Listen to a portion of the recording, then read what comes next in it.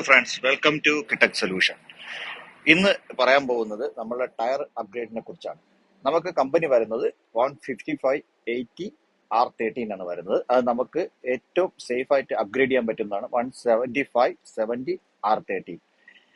ഹൈറ്റിലൊന്നും വലിയ വ്യത്യാസങ്ങളൊന്നും വരില്ല, സേഫ് ആണ്. ഈ ടയർ മാറ്റുമ്പോഴുള്ള ഇതെന്ന് പറഞ്ഞാൽ കുറച്ചുകൂടെ വീതി കൂടുതലാണ്. അതുകൊണ്ട് തന്നെ കുറച്ചുകൂടെ റോഡ് ഗ്രിപ്പ് കൂടുതൽ കിട്ടും.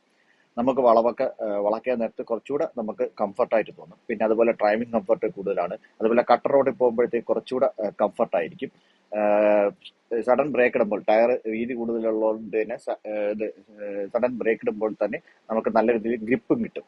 അങ്ങനെ ഒരുപാട് ഗുണങ്ങളുണ്ട് ഈ ടയറിന്.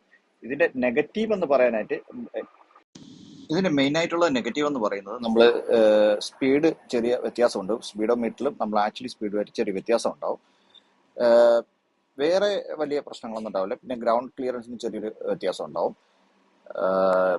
മൈലേജ് ചെറുതായിട്ട് ഡ്രോപ്പ് ആവും. പക്ഷെ ഇതിനേക്കാളും ഗുണം